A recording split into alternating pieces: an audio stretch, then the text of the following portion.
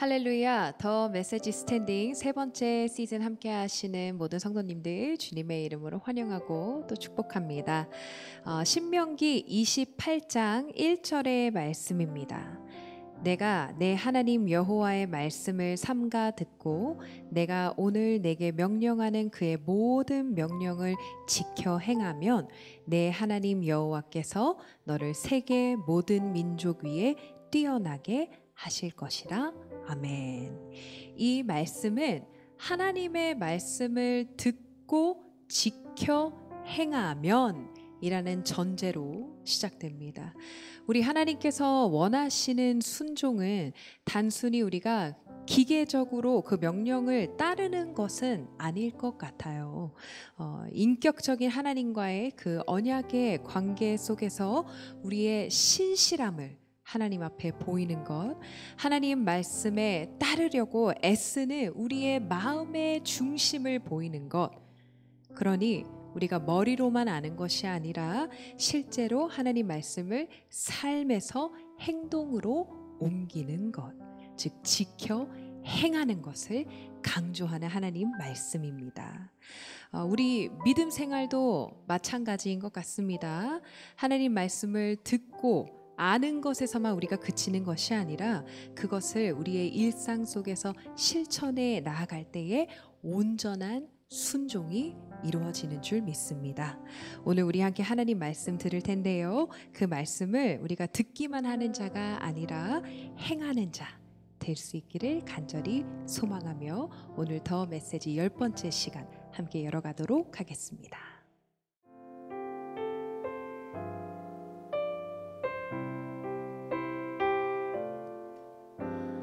말씀 앞에서 경외함으로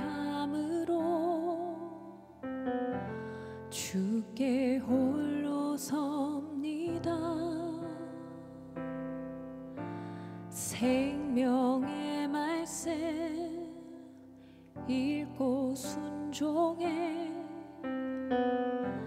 주를 예배합니다.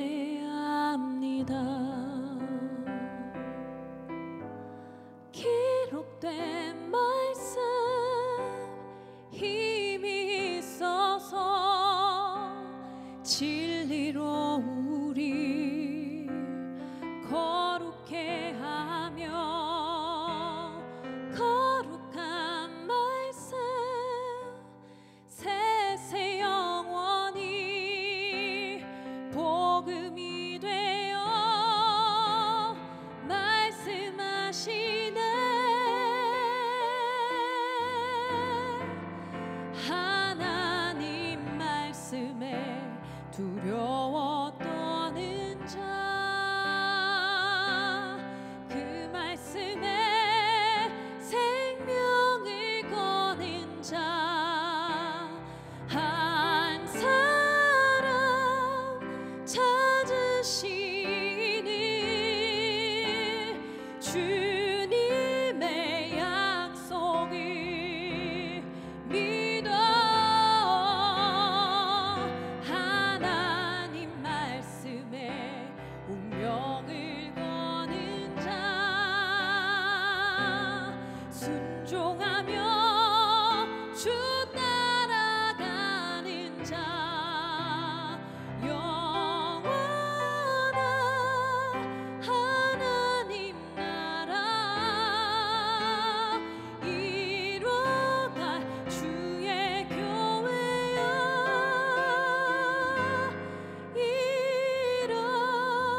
일어나라. 말씀 앞에서 함께 찬양합니다. 말씀 앞에서 경외함으로 주께 홀로 섭니다. 생명의 말씀 읽고 순종해 주를 예배합니다. 아멘. 기록된 말씀 힘이 있어서 진리로 우리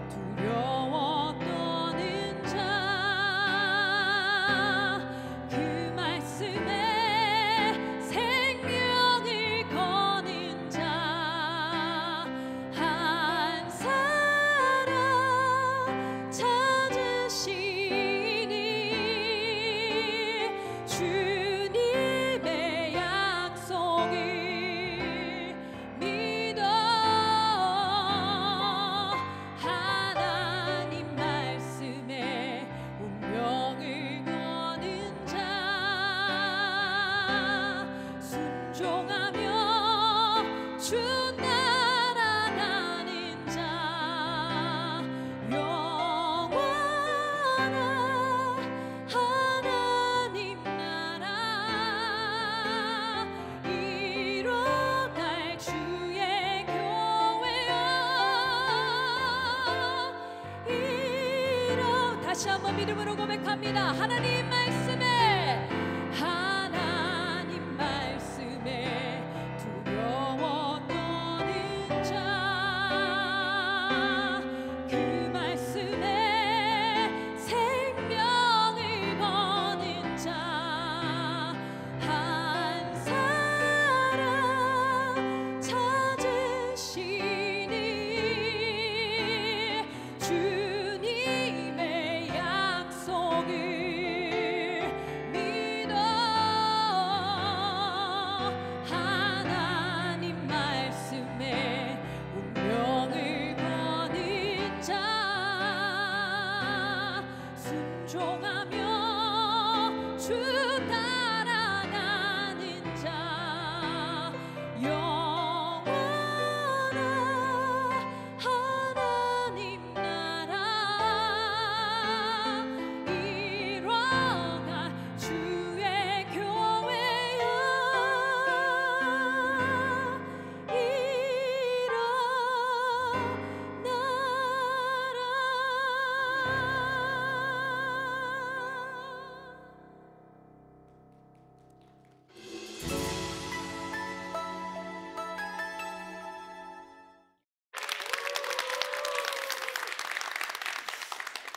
페이저치 신재용 목사입니다. 말씀은 에스겔 2장 1절에서 5절인데요. 제가 읽겠습니다. 그가 내게 이르시되 인자야 내 발로 일어서라 내가 내게 말하리라 하시며 그가 내게 말씀하실 때에 그 영이 내게 임하사 나를 일으켜 내 발로 세우시기로 내가 그 말씀하시는 자의 소리를 들으니 내가 이르시되 인자야 내가 너를 이스라엘 자손 곧 패역한 백성 나를 배반하는 자에게 보내노라 그들과 그 조상들이 내게 범죄하여 오늘까지 이르렀나니 이 자손은 얼굴이 뻔뻔하고 마음이 굳은 자니라 내가 너를 그들에게 보내노니 너는 그들에게 이르기를 주 여호와의 말씀이 이러하시다 하라 그들은 패역한 족속이라 그들이 듣든지 아니 듣든지 그들 가운데에 선지자가 있음을 알지니라. 아멘. 에스겔에게 하나님이 불과 천둥과 구름과 함께 내 생물을 타고 오셨어요. 그걸 실제로 눈으로 본 거예요. 얼마나 무서웠을까요? 너무 무서워서 에스겔이 엎드립니다. 엎드렸더니 하나님이 말씀하시기 시작하셨어요. 여러분, 이게 믿음의 기본 자세예요. 테니스에서 백핸드를 하든 오버핸드를 하든 테니스 채를 잡는 그립 자세가 있거든요. 그 자세를 유지해야 돼요. 우리가 기도를 하든 감사를 하든 예배를 드리든 순종을 하든 이 믿음의 자세를 유지해야 돼요. 엎드리는 거. 그래야 하나님의 말씀을 계속해서 들을 수가 있어요. 에스겔이 엎드렸더니 하나님이 말씀하신 것처럼. 그러면 어떤 뜻을 알려주셨을까요? 오늘 말씀 1절을 보면 내 발로 일어서라. 엎드렸는데 일어서래요. 왜 그러셨을까요? 우리는 보통 하나님 앞에서 하나님 너무 무서우신 분이라고 생각하면서 하나님께 과도하게 긴장합니다. 그리고 그 과도한 긴장을 믿음이라고 생각해요. 믿음은 하나님과의 친밀한 관계거든요. 그래야 하나님이 작게 말씀하셔도 들을 수 있거든요. 가까우니까. 근데 우리가 긴장을 많이 하면 정신을 제대로 차릴 수가 없잖아요. 집중을 제대로 못 하잖아요. 긴장이 내가 가지고 있어야 되는 마음의 자리를 다 차지하고 있으니까 하나님과의 친밀한 관계를 과도한 긴장이 차지하고 있는 거예요. 그러니까 하나님의 말씀하셔도 못 듣게 되겠죠. 그래서 하나님이 너무 과도한 긴장을 할까봐 에스겔에게 일어나라고 하시고 그의 두려움을 조절하신 거예요. 이제 내가 말할 테니까 잘 들어봐. 내 앞에 서봐. 나 좀 잘 봐봐 라고 하신 거예요. 그리고 나서 에스겔에게 어떤 말씀을 하시는데 그 말씀을 하시기 전에 하나님이 굉장히 의외의 일을 하십니다. 일어나라고 하셨잖아요. 근데 2절을 보면 나를 일으켜 내 발로 세우시기로 내가 그 말씀하시는 자의 소리를 들으니, 일어나라고 하셨잖아요. 그런데 에스겔이 일어난 게 아니라 하나님이 일어나게 하셨어요. 하나님은 우리에게 뭔가를 하게 하실 때, 어떤 명령을 하실 때 그것을 할 수 있는 힘을 같이 주세요. 내 혼자의 힘으로 하라는 게 아닙니다. 말씀대로 사는 게 내 뜻과 달라서, 내 생각과 달라서 너무 힘들 때가 있어요. 그리고 내 의도와 다른 일들, 아니면 내가 못할 것 같은 일들을 하게 하실 때도 있어요.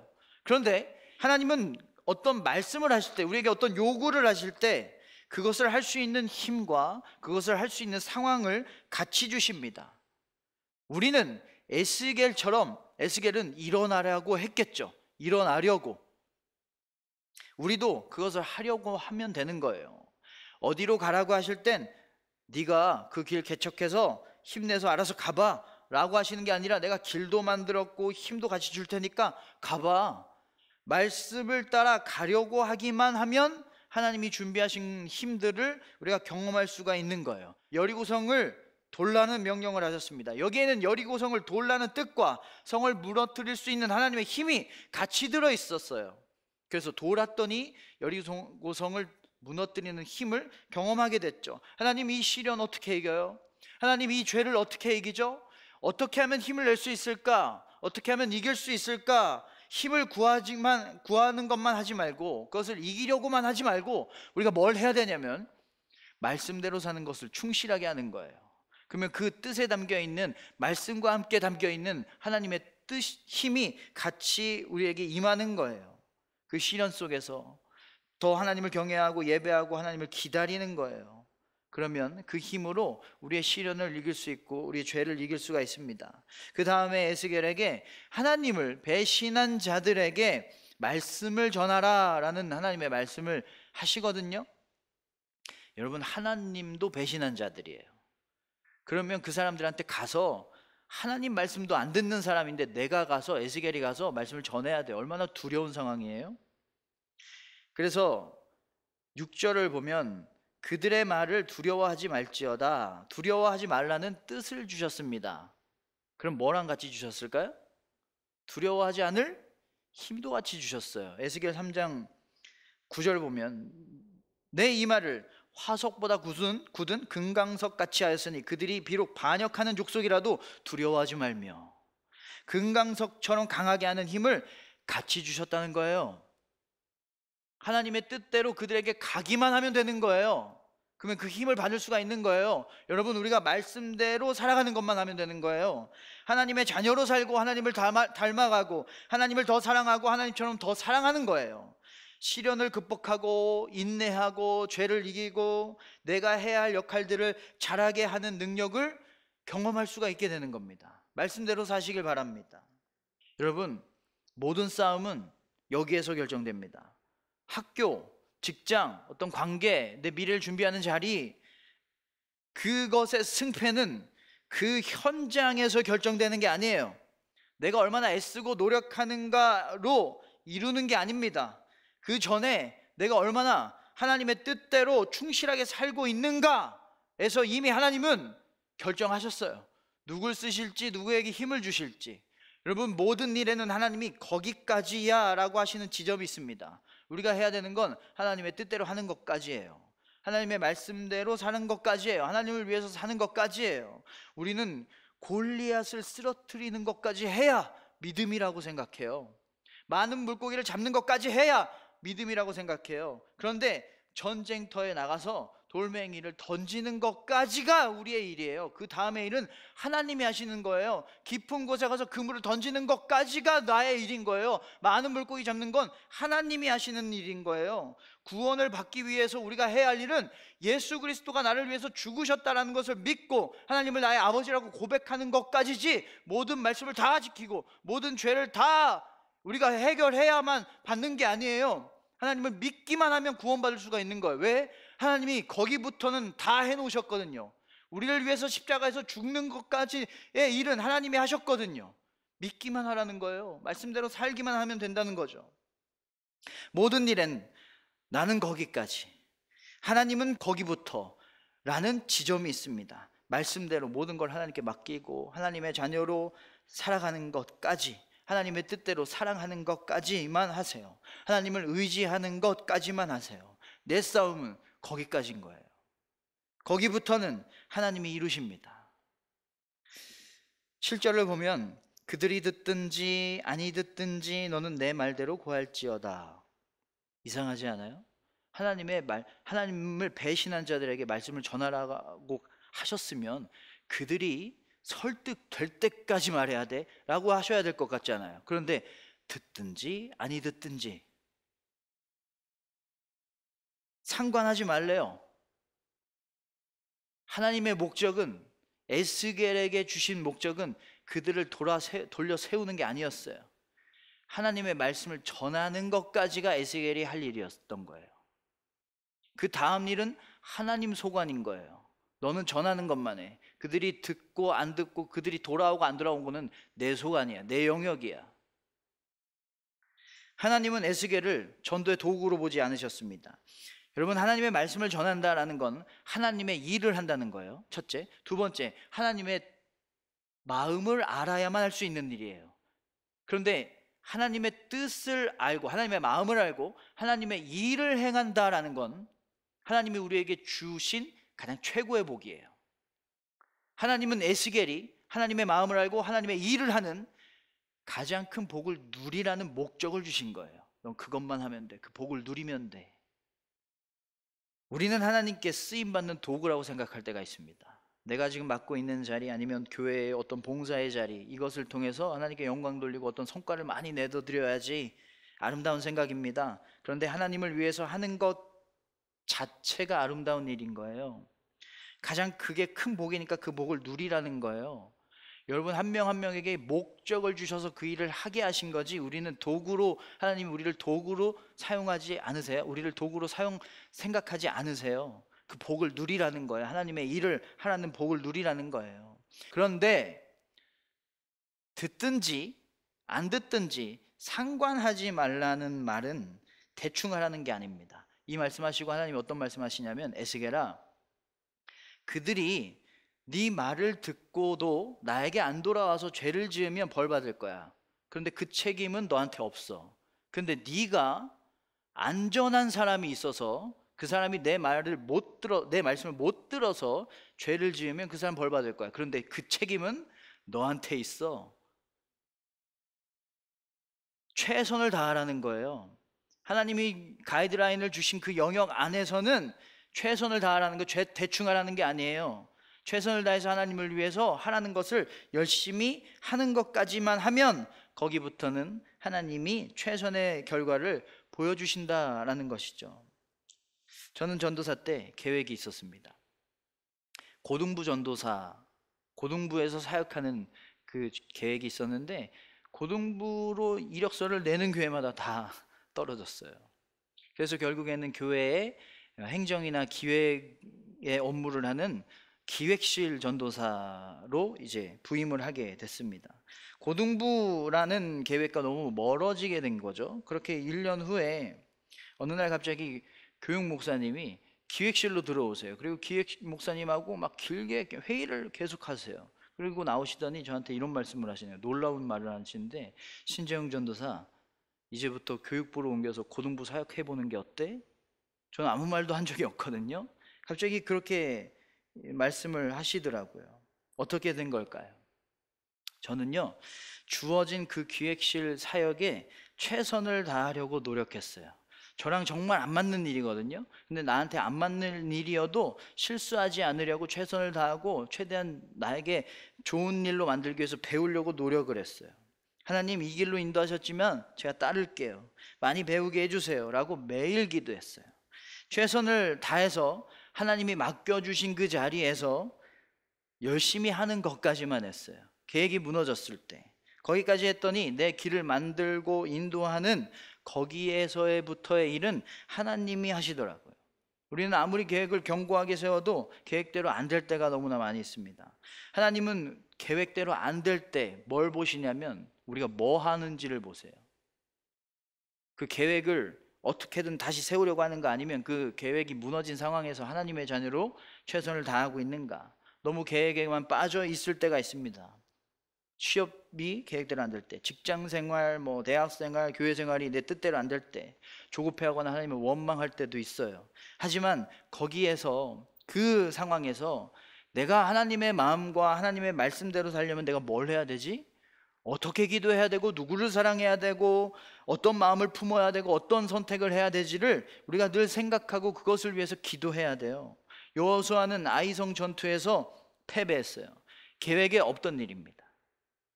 그래서 여호수아는 더 하나님 말씀을 따랐습니다. 고쳐야 할 건 고치고 회개할 건 회개하고 하나님의 하라는 대로 싸웠습니다. 그랬더니 전쟁에서 승리하는 계획을 이루게 됐습니다. 나무로 만든 집인가 돌로 만든 집인가에 따라서 고치는 방법이 다르고, 다루는 방법이 다르고, 만드는 방법이 다릅니다. 옷을 가죽으로 만들었는가 천으로 만들었는가에 따라서도 달라져요. 주성분이 뭐냐에 따라서 달라진다는 거죠. 몸의 주성분은 물이에요. 그래서 밥을 안 먹는 것보다 더 위험한 건 물을 안 먹는 게 더 위험하죠. 물이 더 주성분이니까. 물이 모자라면 돌로 만든 집에 돌이 자꾸 빠지는 거예요. 무너지게 되겠죠. 세상은 뭘로 만들어졌을까요? 히브리서 11장 3절을 보면 모든 세계가 하나님의 말씀으로 지어진 줄을 우리가 아나니, 말씀입니다. 주성분이 말씀이에요. 야고보서 1장 18절을 보면 우리를 말씀으로 낳으셨대요. 물을 안 먹으면 몸이 연약해지고, 물을 안 먹으면 우리가 갈급해지는 것처럼 하나님의 말씀이 아니면 우리는 연약해지고 갈급해질 수밖에 없습니다. 내 삶의 주성분은 관계다, 내 삶의 주성분은 돈이다, 내 삶의 주성분은 욕심이다, 사람이다 라고 생각한다면, 이거 없으면 안 된다 라고 생각한다면 우리는 약해지고 더 갈급해질 수밖에 없어요. 여러분, 이 세상에 온갖 범죄와 온갖 악함과 질병과 기후변화로 죽어가고 있어요. 왜 그럴까요? 주성분이 빠지고 있거든요. 모든 것에 담긴 하나님의 뜻이 있는데 하나님의 말씀이 아니라 인간의 탐욕이 들어있거든요.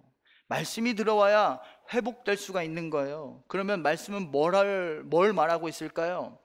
성경은 하나님이 어떤 분인지를 집중하는데, 하나님은 크시다, 하나님은 사랑이다, 하나님은 높다, 하나님은 지혜로우신 분이다. 그런데 여기에 더라는 말씀을 붙여야 됩니다. 하나님은 그 무엇보다 더 크시다, 하나님은 그 누구보다 날 더 사랑하신다, 하나님은 그 어떤 권세보다 더 높으시다. 말씀대로 안 산다라는 건 이 더를 잃어버린 겁니다. 하나님을 믿기는 합니다. 그런데 하나님보다 더 믿는 게 있어요. 하나님을 사랑은 해요. 근데 하나님보다 더 믿는 게 있어요. 하나님을 의지를 해요. 근데 하나님보다 더 의지를 하는 게 있어요. 사람을 의지하고 세상의 방식을 의지해요. 하나님을 더 바라보고 하나님을 더 사랑하고 하나님을 더 따라야 돼요. 이게 말씀대로 사는 거예요. 이렇게 살아야 내 삶이, 연약한 삶이 튼튼해져요. 갈급함이 사라집니다. 왜요? 우리의 주성분은 말씀이니까. 그게 없으면 안 돼요. 말씀대로 사는 것까지 하면 말씀에 있는 힘을 얻게 되니까 말씀대로 살아야 돼요. 이 말씀대로 사는 것까지만 하면, 하나님만 사랑하고 하나님만 따르는 것까지만 하면, 그리고 그 자리에서 최선을 다하는 것까지만 하면, 거기에서부터는 하나님이 이루어주시는 거죠. 하나님, 제가 더 뭔가를 해야 되는 거 아니에요? 하나님을 위해서 뭔가를 더 이루어드려야 되는 거 아닌가요? 그게 하나님 뜻 아닌가요? 아니에요. 거기까지 하는 게 하나님 뜻의 전부예요. 거기부터 하나님 하는 건 하나님이 하시는 일인 거예요. 하나님은요, 막다른 길을 주실 땐 피할 길을 같이 주세요. 일을 주실 땐 일을 감당할 힘도 같이 주세요. 두려워하지 말라는 말씀을 주시면서 하나님이 책임지신다라는 약속도 같이 주세요. 이해하기 힘든 응답을 주시면서 그것으로 이루실 완벽한 계획도 같이 주세요. 기도하라는 명령을 주실 땐 이미 찾으신 방법도 같이 주세요. 그 같이 주신 걸 우리가 어떻게 얻을 수 있을까요? 그 말씀대로 하는 거예요. 막다른 길이어도 하나님이 인도하시면 가는 것까지 하는 거예요. 맡겨주신 일을 최선을 다하는 것까지 하는 거예요. 두려워도 하나님과 함께 나아가는 것까지 하는 거예요. 이해하기 어려운 응답을 주셔도 믿는 것을 하는 겁니다. 기도를 하는 것까지 하는 거예요. 그러면 하나님이 같이 주신 것, 뜻과 힘은 같이 들어있어요. 같이 주신 그 힘을 경험할 수 있고 받을 수 있는 것입니다. 뜻을 행하려고 하면 뜻과 함께 주신 하나님의 사랑과 하나님의 은혜와 하나님의 완벽한 계획과 하나님의 힘을 받을 수가 있는 것입니다. 여러분, 거기까지 해서 거기부터 행하시는 하나님의 그 은혜를 경험하는 큰 복을 누리시는 여러분 되시기를 주님의 이름으로 축원합니다.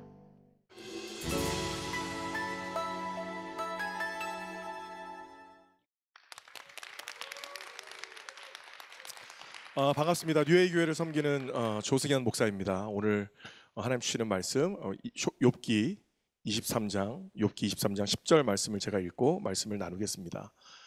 그러나 내가 가는 길을 그가 아시나니 그가 나를 단련하신 후에는 내가 순금같이 되어 나오리라. 아멘.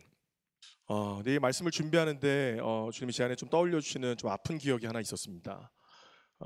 그 작년 겨울에도 아마 어김없이 그런 뉴스를 우리가 좀 보았던 것 같은데, 우리 고3 아이들이 수능을 보고 나면 이제 수능 한 달 정도 있다가 그 점수를 발표하잖아요. 점수를 발표하는데 그 수능을 보고 나면 꼭 좀 극단적인 선택을 하는 그 뉴스를 볼 때마다 너무 심장이 덜컥거리고 너무 마음이 아프고 얼마나 힘들었으면 저랬을까 하는 막 이런 아픈 마음들이 저의 안에 있습니다. 제 딸도 올해 이제 대학에 들어갔는데 특별히 작년 겨울에는 더더욱 그러했던 것 같습니다.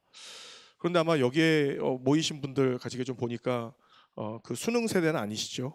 네, 수능 세대는 아니신 것 같은데 그 수능 한번 생각해 보세요. 그 당시에 있는 그 아이들을 생각을 해보면 그렇게 극단적인 마음, 너무 힘들어하는 그 아이들이 만약에 우리 옆에 있다면 우리가 무슨 얘기를 해줄 수 있을까라고 할 때 아마 제가 믿기로는 여기에 계신 모든 분들이 같은 마음일 것 같아요. 같은 소리를 해줄 수 있을 것 같아요.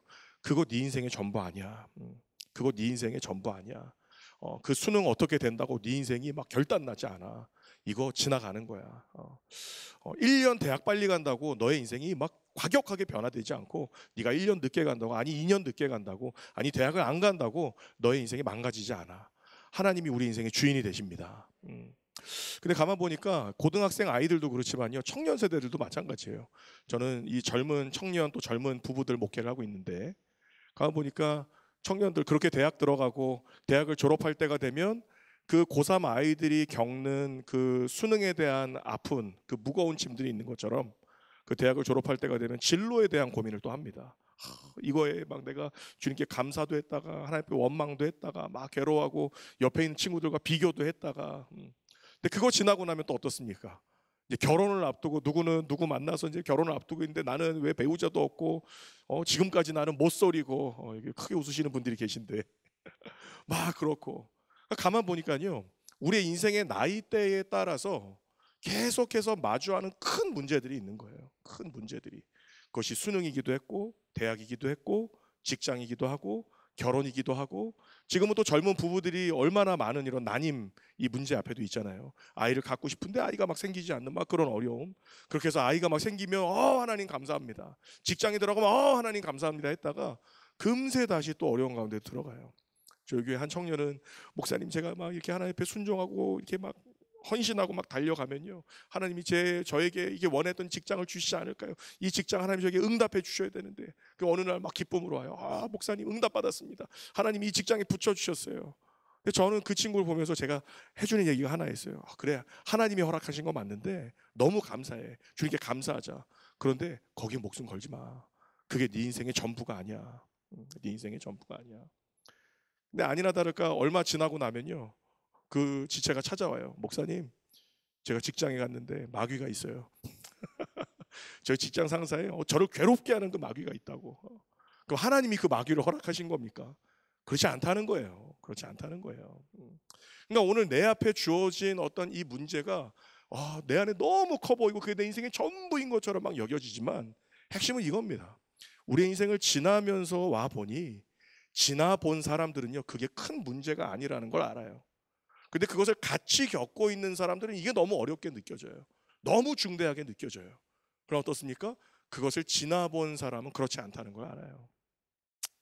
한번 봅시다.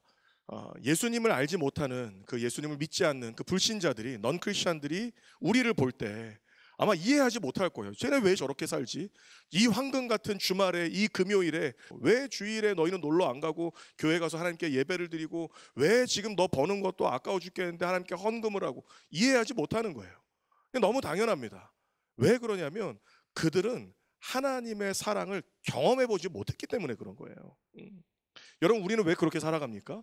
하나님의 사랑을 알기 때문에, 예수 그리스도께서 나를 위해서 십자가에 죽으시고 부활하셨다는 것을 우리가 믿기 때문에, 알기 때문에 우리가 예수를 믿는 자로 그리스도인의 합당한 삶을 살아가는 것이죠. 성경을 들여다보면요, 고린도후서 11장 말씀을 보면 우리가 누구인지 이렇게 고백합니다. 이렇게 기록합니다.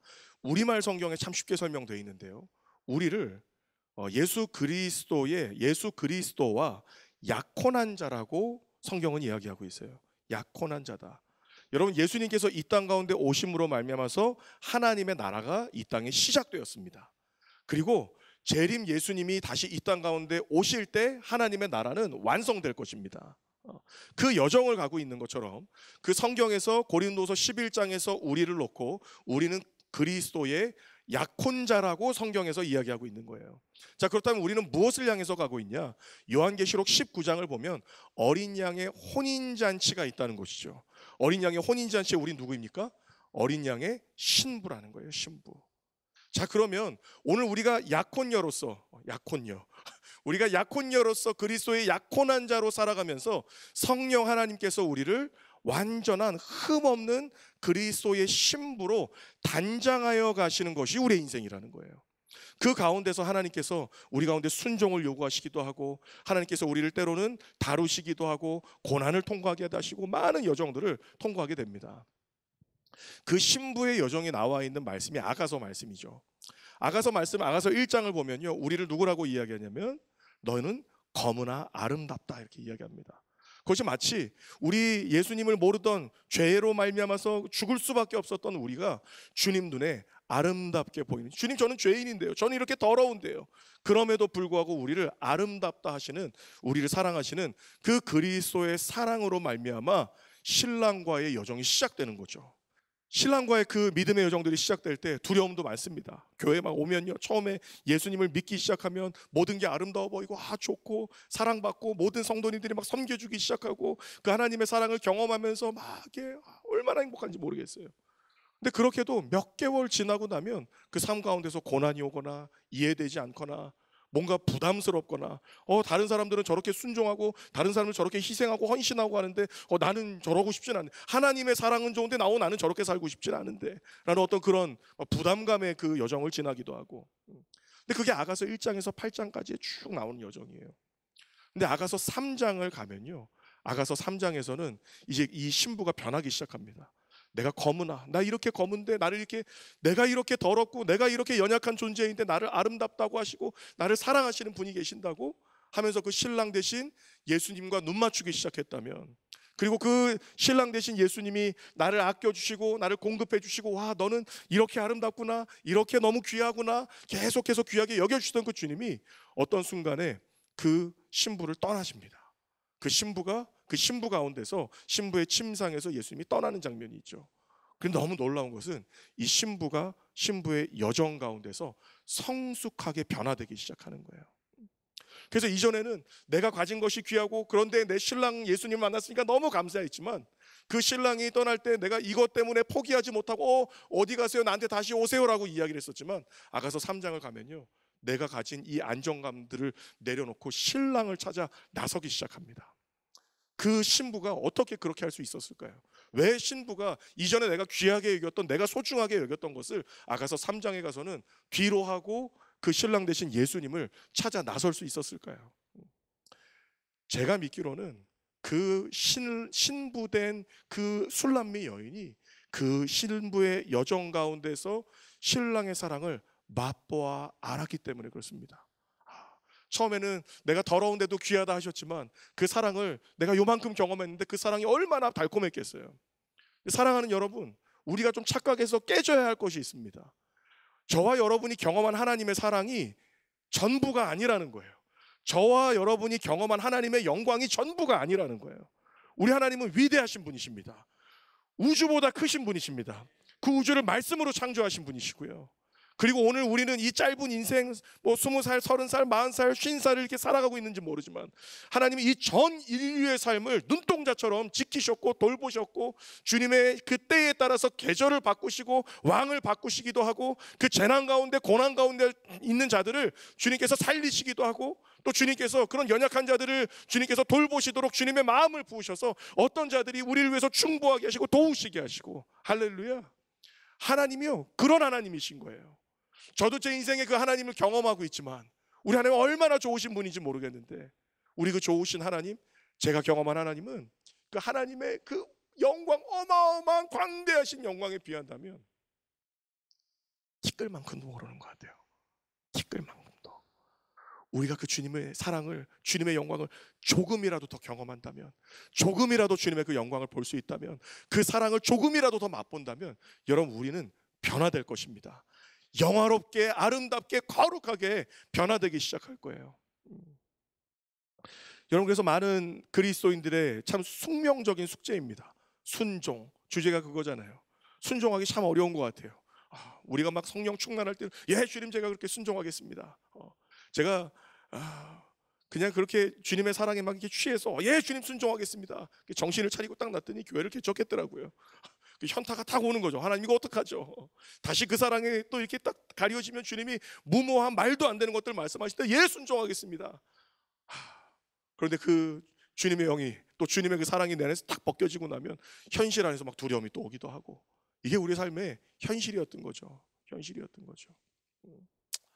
순종이라는 거 참 무거운 주제 같습니다. 그러나 순종은 우리가 다른 단어로 다르게 좀 해석하면서 바라볼 필요가 있다고 생각합니다. 오늘 말씀을 보면 욥에 대한 말씀을 주님이 하고 계십니다. 이 욥이 뭐라고 고백하고 있냐면 그러나 내가 가는 길을 그가 아시나니 그가 나를 단련하신 후에는 내가 정금같이 나오리라. 아멘. 제가 너무 좋아하는 찬양이 있어요. 나의 마음을 정금과 같이 정결케 하소서. 그 얼마나 멋있어요. 막 음도 멋있고 목소리가 멋있게 부르고. 근데 어느 날 제가 그 가사를 들여다보니까 그런 끔찍한 가사가 없어요. 정금과 나의 마음을 정금과 같이. 그거 무슨 이야기입니까?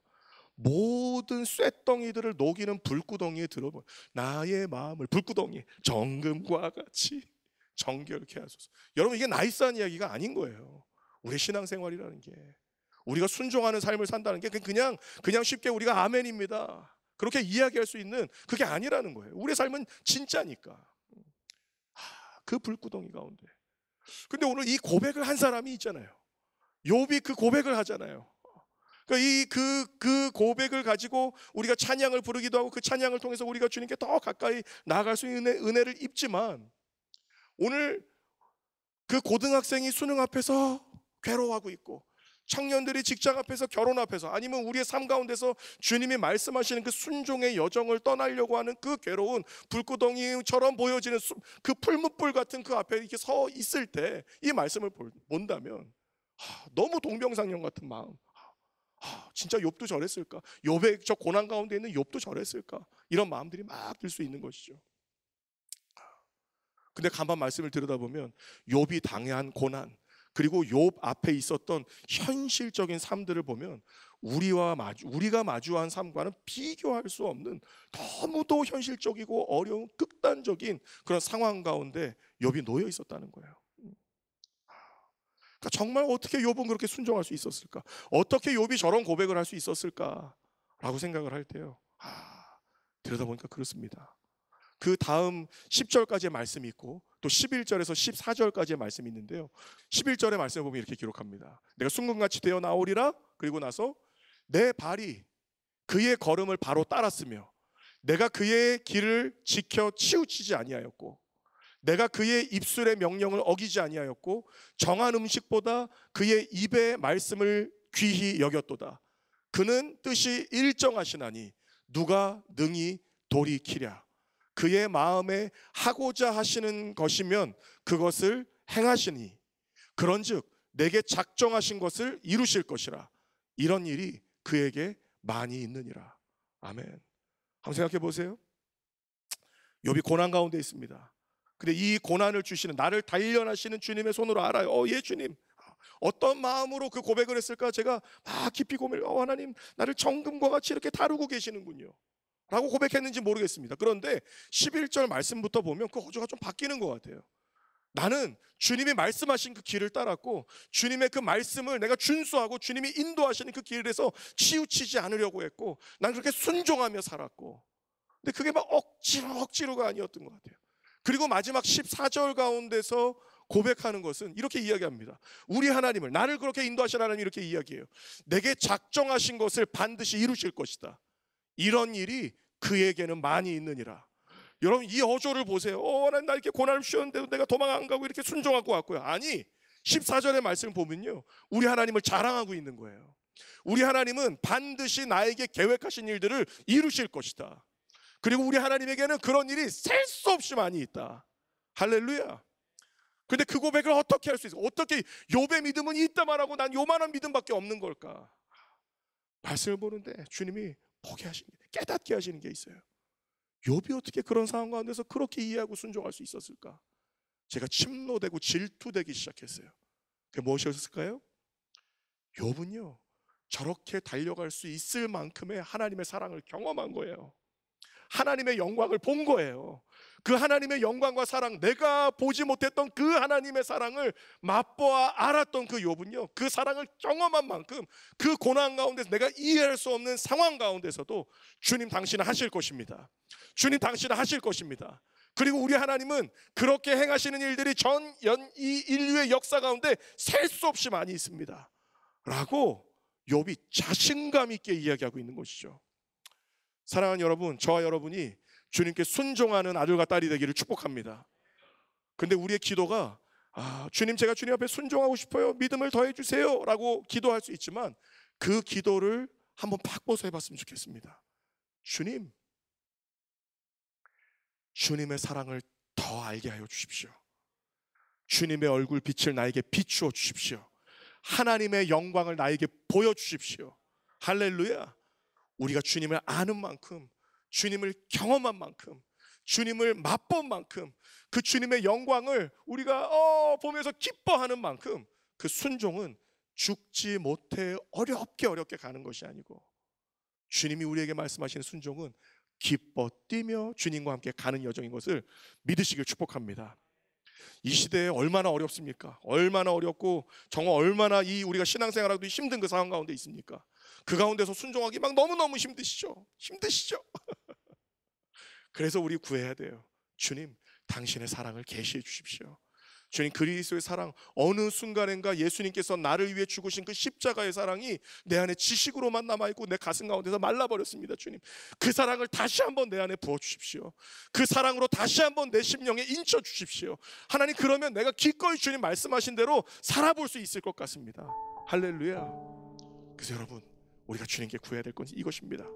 주님, 주님의 얼굴을, 주님의 영광을, 주님의 사랑을 내게 부어 주시옵소서. 이전보다 더 큰 사랑을 부어 주시고, 이전보다 더 큰 영광을 내게 부어 주사 나로 주님과 함께 동행하게 하여 주시옵소서. 이 고백이 저와 여러분의 고백이 되시기를 우리 주 예수님의 이름으로 간절히 축원합니다. 아멘.